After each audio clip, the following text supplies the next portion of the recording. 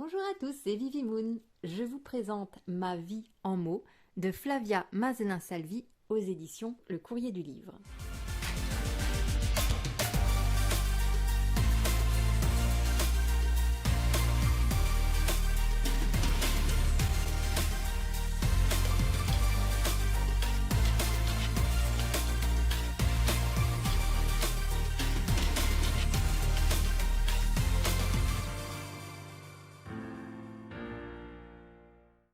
Nous avons là un très joli livre, enfin c'est pas vraiment un livre, hein, c'est quelque chose avec lequel vous allez interagir.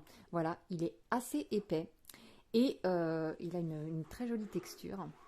Et dedans, vous allez écrire votre vie en mots. Alors, qu'est-ce que c'est? Déjà, il est joliment illustré, voilà, c'est quelque chose de très très doux. Et on a un petit sommaire. Alors, on va commencer plutôt avec ce qui est écrit derrière. Hop, pour que vous compreniez. Une voix douce vers soi. Explorer ses terres intérieures et mettre en mots, par petites touches, ses émotions, ses désirs, ses rêves, ses craintes et ses sources de joie est une manière sensible, intime et poétique de se découvrir, de se retrouver et de déployer ses ailes. Alors, dans ce livre, vous allez avoir plusieurs parties. Hop. Une petite introduction, petite assez longue d'ailleurs. Oser déployer ses ailes, les bienfaits de l'écriture de soi. Hop, petit inventaire. Voilà, donc déjà vous avez de quoi un petit peu essayer de comprendre pourquoi ce livre. Et ensuite, une fois qu'on a lu tout ça, si vous le souhaitez, on attaque dans le vif du sujet avec première partie, les choses. Et là, vous allez en avoir de quoi faire. Vous voici prête à explorer votre univers intime, à partir à la découverte de vos désirs, de vos craintes, de vos plaisirs et de vos rêves. Chaque invitation à l'introspection commence par « chose ». Ce mot peut désigner des objets, des événements, des comportements, des faits, des sensations, des émotions. Tout dépend du sens que vous lui donnerez. Votre interprétation guidera vos réponses en toute liberté. C'est quelque chose de très intime. Donc par exemple, les choses qui n'appartiennent qu'à moi, les choses qui me font voir la vie en couleur, les choses qui me font voir la vie en gris, les choses qui me troublent légèrement, les choses qui me donnent des complexes, les choses qui m'agacent au travail, les choses qui me donnent du remords, les choses qui embellissent mon quotidien, les choses qui embellissent mon visage, les choses qui me mettent d'humeur sombre. Voilà, donc on en a tout plein, les choses que je néglige, les choses qui me font rêver, les choses que j'aime partager avec mes amis, les choses qui affolent mon cœur, les choses auxquelles je tiens un peu, auxquelles je tiens beaucoup, passionnément, auxquelles je ne tiens pas du tout, ce qui me serre le cœur, les choses qui sont plus douces quand il pleut, etc., etc. Et on en a énormément. Voilà, attendez, je vais vous montrer jusqu'où ça va quand même, rien que pour les choses. Les choses fascinantes, les choses qui me recentrent, les choses magiques, les choses que ma peau aime, les choses qui me laissent de marbre, les choses gênantes, les choses que je fais pour la planète, les choses qui viennent souvent dans mes rêves. Hop, les choses que je murmure à mon amoureux, à mon amoureuse. Ah mais c'est assez énorme. Hop, on va s'arrêter jusqu'ici. Donc, voilà, rien que pour les choses, on a tout ça. Alors bien sûr, vous n'êtes pas obligé de tout remplir, hein. Il y a des choses qui vous intéresseront peut-être pas, mais on a tout ça en choses. C'est énorme. Ensuite, on passe à la catégorie les gens. Les autres, proches ou éloignés, connus ou inconnus, font aussi partie de votre identité. Les relations que nous tissons avec eux, les sentiments qui nous lient, nous racontent. En disent également long sur nous, nos affinités et nos désaccords, les déceptions et les trahisons qui nous blessent ou dont nous sommes responsables, la gratitude ou l'admiration que nous éprouvons. Dans l'énumération qui suit, vous pourrez désigner une ou plusieurs personnes par leur nom, décrire un comportement type ou encore détailler l'effet que ces femmes ou ces hommes ont sur vous. À vous de choisir. Et on est reparti. Les gens qui me font du bien, les gens que j'admire, les gens qui m'inspirent, les gens que je méprise, les gens dont j'envie la vie, les gens avec qui j'aime ou aimerais voyager, les gens qui me remontent le moral, sur qui je peux compter, les gens que j'ai blessés, les gens que j'ai aimés et que je n'aime plus, que j'ai aidés, les gens que je trouve durs, les gens qui sonnent faux, les gens avec lesquels boire un coup, les gens avec lesquels je me sens séduisante, les gens avec qui tout est simple, les gens à qui je donne ou redonne de l'énergie. Donc là, il y en a beaucoup moins par contre. Par rapport aux choses, c'est beaucoup plus restreint. Voilà. Les gens sans qui la vie n'aurait pas la même saveur, les gens généreux, etc. On passe ensuite au lieu. Hop. La crique que l'on retrouve chaque été, la forêt qui nous apaise, la maison regrettée de nos grands-parents, la ville qui nous inspire ou celle que l'on veut quitter. Tous les lieux de notre vie sont peuplés de sensations, d'émotions et de sentiments. Nous vous invitons à les visiter en pensée et à mettre en mots ce que votre cœur vous dicte. Sous votre plume, ils deviendront votre patrimoine immatériel.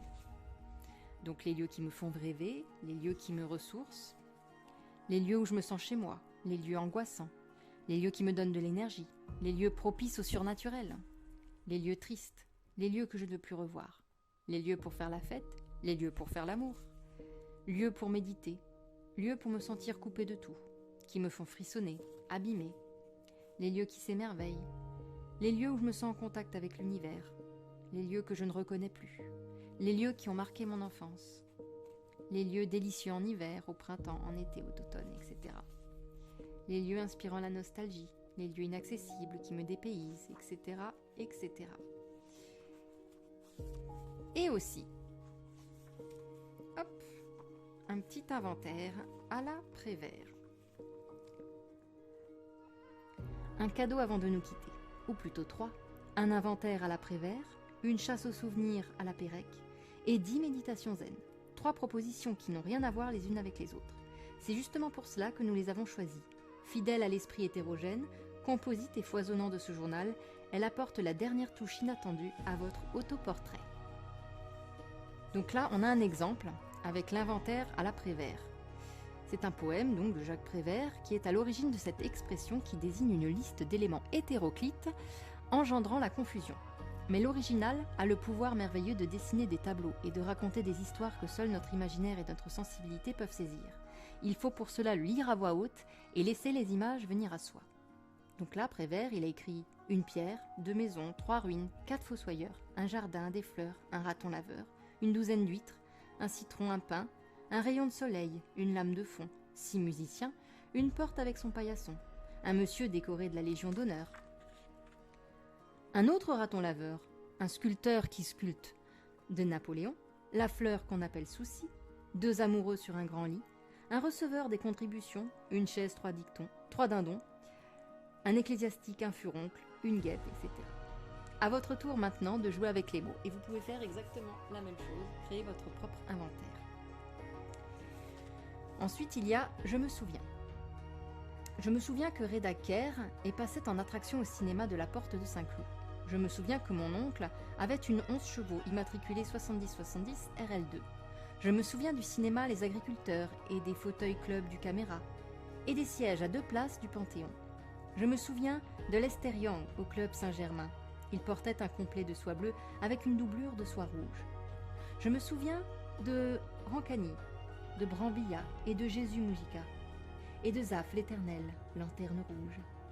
Ainsi commença le livre de Georges Perec, qui comprend 475 entrées supplémentaires et se termine par « Je me souviens ». Ce livre, dont Perec dit qu'il a été inspiré par celui de Sei Shonagon, n'est pas un recueil de souvenirs à proprement parler, mais des petits morceaux de quotidien, des choses que telle ou telle année, tous les gens du même âge ont vues, ont vécu, ont partagé et qui ont ensuite disparu, ont été oubliées. Elles ne valent pas la peine d'être mémorisées, elles ne méritent pas de faire partie de l'histoire, ni de figurer dans les mémoires des hommes d'État, des alpinistes et des monstres sacrés. Nous vous proposons de remonter le cours du temps, de gagner les rivages de votre enfance et de votre adolescence, et d'énumérer à la manière de Perec, en commençant par « Je me souviens », les personnes, les objets, les événements politiques ou culturels de l'époque, les expressions à la mode alors, les émissions de radio ou de télévision, les slogans publicitaires, etc. Listez au moins 10 souvenirs. Et je pense que c'est assez bien en fait parfois de mettre ça parce que ce sont des témoignages de notre vécu, mais vraiment de notre vécu propre, des choses qui nous ont marqué, qui potentiellement n'ont pas forcément marqué votre voisin, qui a peut-être le même âge que vous, mais qui ont eu un impact sur vous.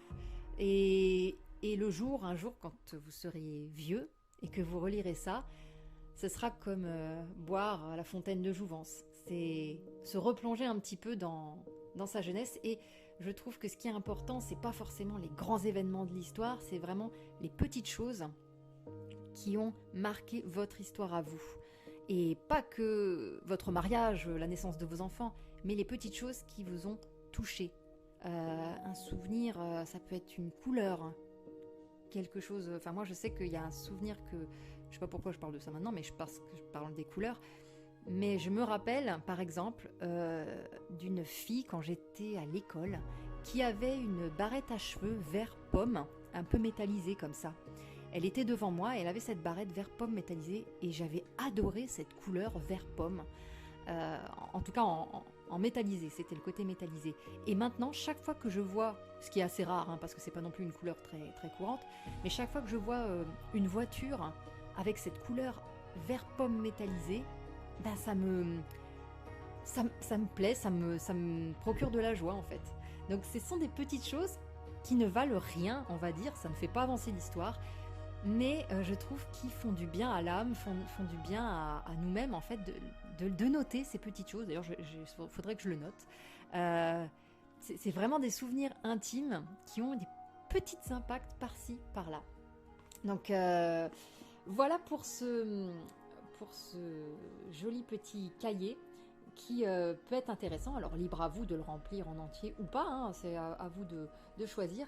Mais je trouve ça sympa de pouvoir souligner tous ces petits détails qui font finalement la richesse de notre vie. Hein. C'est pas, comme dit, c'est le mariage, la naissance des enfants ou des décès malheureusement qui marquent profondément notre vie, mais on en oublie parfois finalement toutes ces petites choses qui viennent se glisser et qui la rendent tellement, tellement riche en émotions, tellement riche en tout en fait.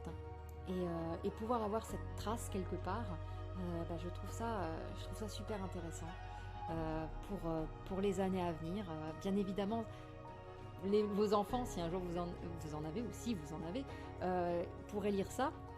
Ils vont en apprendre plus sur vous, finalement, oui, mais ils n'auront pas ce ressenti, parce que finalement, ce que l'on va écrire, ce sera avec notre propre perception.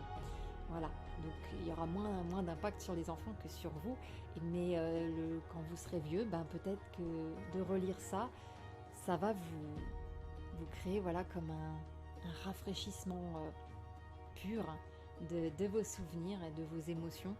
Et c'est ça aussi qui donne parfois, qui nous redonne, comment dire, un souffle. Voilà.